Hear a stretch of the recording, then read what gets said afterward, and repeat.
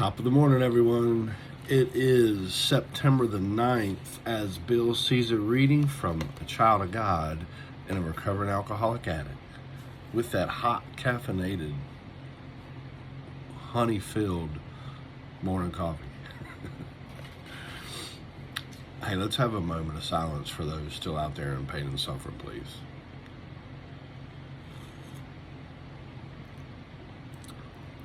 Hot.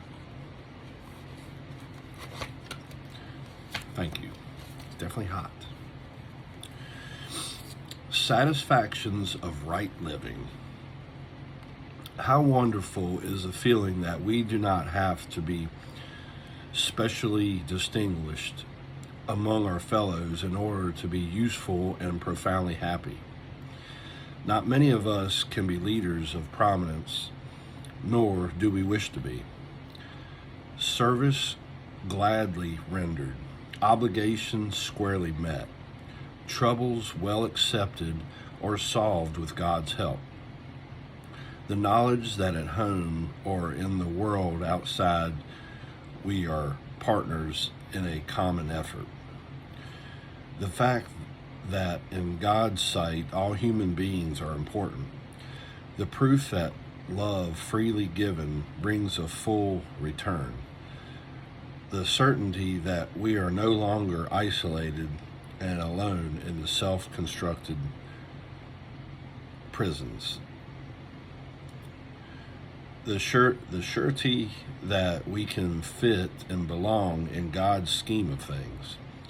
These are the satisfactions of right living for which no pomp and circumstance, no heap and material possessions could possibly be substitutions. Amen. You know, for me, what I've learned here in the last year and a half in recovery is God's help. You know, I never turned to God when I was out there drinking and drugging. Like really turned to Him. I may have asked Him, hey, please let me get over this hangover. You know what I mean? But as far as trying to do the right thing in God's eyes and living Christ-like, I can't do it without His help. I have to have His help. You know, and then where it talks about, you know, being specially distinguished. Well, look at me. I'm an ordinary human being. You don't have to be some highfalutin person with a lot of money or power or the fame. You don't have to be any of that. It could be an ordinary human being to be happy. You know, that's what it talked about, being profoundly happy. You know, just having God in your life and working the 12 steps with another human being. Wow, that's all I can say, because, you know, when I was out there drinking and drugging, I wasn't working anything but other people and myself and a bunch of lies and deceits.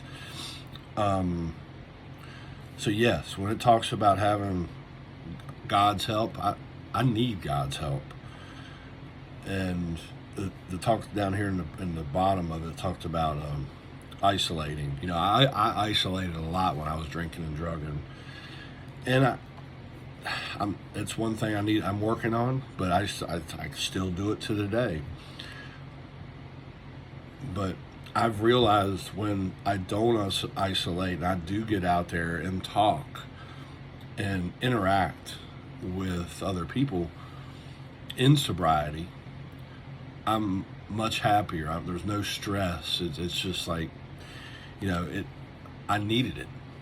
So, and then down here at the bottom where it talks about material possessions, you know, God stripped me from and humbled me of material possessions, which I didn't have a whole lot, really, to be honest with you.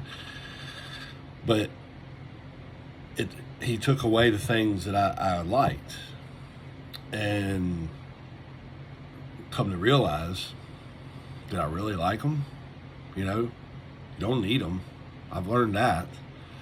You know, that was just something that I want. It was a want. It wasn't a need. So the satisfactions of right living, you don't need much. And the first thing you need is God in this alcoholic addict's life. That's what I need. I hope y'all have a safe and blessed day. I love y'all very much. Peace.